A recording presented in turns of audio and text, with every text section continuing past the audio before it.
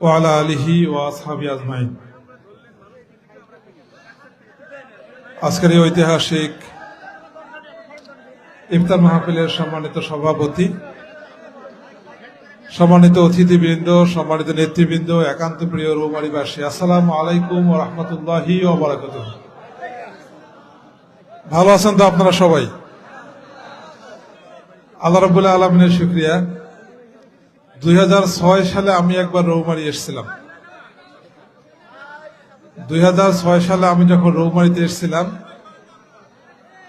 তখন আমি ইসলামী, আপনারা একটু একটু ভাইদেরকে দেখার সুযোগ করে দেন। হ্যাঁ, একটু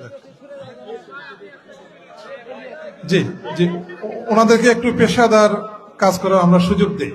ওনারা আমাদেরই সহযোগিতা করছেন, আমাদের এই অনুষ্ঠানটা যেন সারা দেশের মানুষ দেখতে পারে সেই ব্যবস্থাটা ওনারা করতেছেন। হ্যাঁ, আল্লাহ রাব্বুল আলামিনের শুকরিয়া এই কারণে যে 2006 সালে আমি একবার রৌমারী এসেছিলাম। আমি তখন রাজশাহী বিশ্ববিদ্যালয়ের সভাপতি। নির্বাচনের মনোনয়নপত্র জমা দেয়া হবে, এজন্য ইসলামী ছাত্র শিবিরের কেন্দ্রীয় সংগঠনের পক্ষ থেকে আমাকে পাঠানো হয়েছিল রাজীবপুর এবং রৌমারীতে আসতে।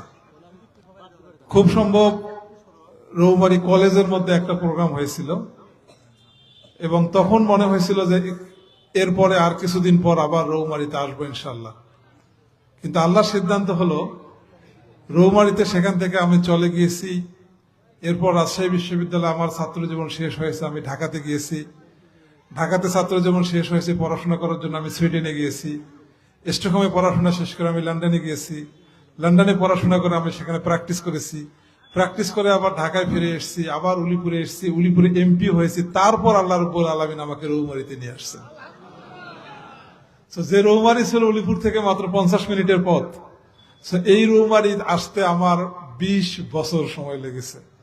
20 বছর পর আমি যখন রৌমারীতে এসেছি তখন সবচেয়ে ভালো যেটা বিষয় সেটি হলো আমি আমার ভাইদের কাছে একজন সংসদ সদস্য হিসেবে এসেছি,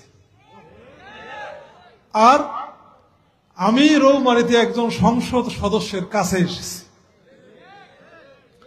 আল্লাহ রাব্বুল আলামিনের শুকরিয়া এই কারণে যে এই আসনটিতে আমরা সর্বশেষ জিতেছিলাম 1979 সালে, অধ্যক্ষ সিরাজুল ইসলাম মরহুম। আজকের এই দিনে, আজকের এই সময় এসে আমরা আল্লাহ রাব্বুল আলামিনের কাছে তৌফিক কামনা করি, আল্লাহ রাব্বুল আলামিন যেন মরহুম সিরাজুল ইসলাম ভাইকে জান্নাতের সর্বোচ্চ মর্যাদা দান করেন। ওনার মৃত্যুর পর 1979